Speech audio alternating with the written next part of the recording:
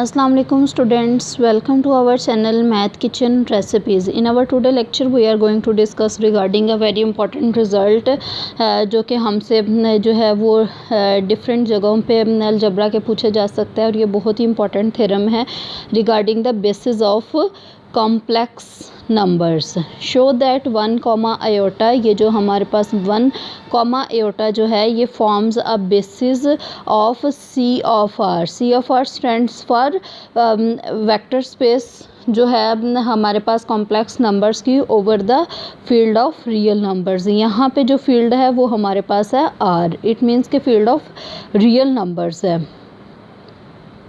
ठीक है, तो इसके लिए बेसिस प्रूफ करने के लिए आपको पता है कि हमारे पास जो है वो दो प्रॉपर्टीज़ का होना ज़रूरी है. एक तो वो लीनियरली इंडिपेंडेंट हो और second one is spanning set हो.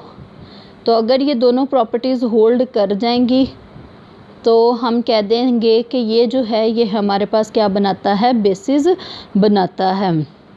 तो इस चीज़ को आपने ख्याल रखना है.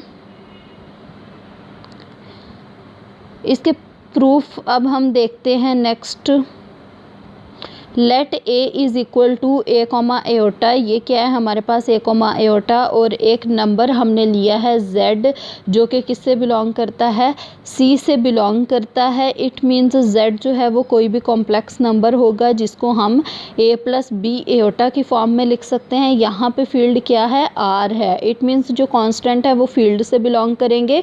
a भी मस्ट बिलोंग्स टू r. ठीक है. Hence z is a linear combination of elements of a. इसका मतलब है अगर आप a के एलिमेंट्स को देखें वो तो 1 कॉमा एयोटा है और z हमने कॉम्प्लेक्स नंबर से बिलोंग करता हुआ लिया है. अब हम देखना ये चाहते थे कि हर कॉम्प्लेक्स नंबर जो है वो इसके लीनियर कॉम्बिनेशन में लिखा जा सकता है.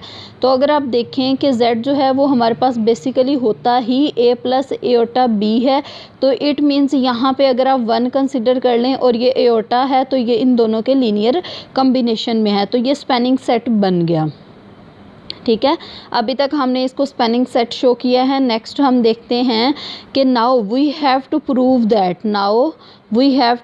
That any linearly independent we have to prove that these are linearly independent. ये जो दोनों इसके एलिमेंट्स हैं वो क्या हैं, लीनियरली इंडिपेंडेंट. आपको पता होना चाहिए कि लीनियरली इंडिपेंडेंट में जो है वो हम लीनियर कॉम्बिनेशन लेते हैं. a1x1 plus a2x2 plus and so on is equal to 0. अगर ये दोनों कांस्टेंट या फिर उसमें जितने भी कांस्टेंट्स इन्वॉल्व हैं ये क्या हो जाएं, 0 हो जाएं, तो ये वाला लीनियर कॉम्बिनेशन क्या कहलाता है, लीनियरली इंडिपेंडेंट. ठीक है, तो ये आपको पता होना चाहिए. अब हम देखते हैं कि अगर हम कोई भी एक लीनियर कॉम्बिनेशन ले लें. देखिए हमने क्या प्रूफ करना है, लीनियरली इंडिपेंडेंट प्रूफ करना है. तो हमें लीनियर कॉम्बिनेशन तो लेना पड़ेगा. कोई भी अगर हम लीनियर कॉम्बिनेशन ले लें तो हमारा टारगेट ये है कि हमने इस a को भी 0 के इक्वल प्रूफ करना है, इस b को भी 0 के इक्वल प्रूफ करना है. ठीक है, तो अब इसको देखें कि हमने a plus iota b is equal to 0 के इक्वल रख लिया इसको. अब इसमें हमारा टारगेट a और b को 0 के इक्वल प्रूफ करना है. अब देखें इसको सॉल्व करने का तो और कोई तरीका हमें नज़र नहीं आ रहा कि किसी तरह से हमारे पास a और b की वैल्यू आ जाए. तो हमने क्या किया, a माइनस एयोटा b से दोनों तरफ क्या कर दिया, मल्टीप्लाई कर दिया. ठीक है, सिंपल दोनों तरफ मल्टीप्लाई कर दिया. अब देखें जब हमने इसको लेफ़्ट साइड पे मल्टीप्लाई किया तो यहाँ पे फार्मूला यूज़ हो रहा है x square minus y square जो है वो किसके इक्वल होता है हमारे पास, एक्स प्लस वाई के और इंटू एक्स माइनस वाई के. ठीक है, ऐसे ही होता है ना. तो इट मीन्स हम इस एक्सप्रेशन को लिख सकते हैं इस फॉर्म में. तो ये वाला जो एक्सप्रेशन है यहाँ पे हमारे पास सेपरेट फॉर्म में गिवन है. तो इसको हम क्या लिख सकते हैं, ए स्क्वायर, पहले वाले का स्क्वायर आ जाएगा, यहाँ पे ये ए स्क्वायर आ गया. आप देखें प्लस माइनस दरम्यान में माइनस होता है हमेशा, और फिर बी एयोटा स्क्वायर ऐसे आएगा. लेकिन यहाँ पे आपको एक बात पता होनी चाहिए कि a square minus b square iota square, और एयोटा स्क्वायर किसके इक्वल होता है, हमेशा -1 के इक्वल होता है. तो इसकी जगह -1 आ जाएगा. तो यहाँ पे ऑटोमेटिकली क्या आ जाएगा, प्लस आ जाएगा. ठीक है, तो यही नेक्स्ट जो है इस स्टेप को फर्दर सॉल्व किया गया है कि ये हमारे पास इसके इक्वल आ गया. अब देखें जब भी कोई एक्सप्रेशन हो हमारे पास, दो टर्म्स हो, उनका स्क्वायर किया गया हो और ऐड किया गया हो और वो दोनों ज़ीरो आ जाएं, तो देखें स्क्वायर क्या होता है, हमेशा पॉजिटिव होता है, ये भी पॉजिटिव है और ये भी क्या है, पॉजिटिव है। दो पॉजिटिव टर्म्स का स्क्वायर तो आपस में ज़ीरो हो ही नहीं सकता।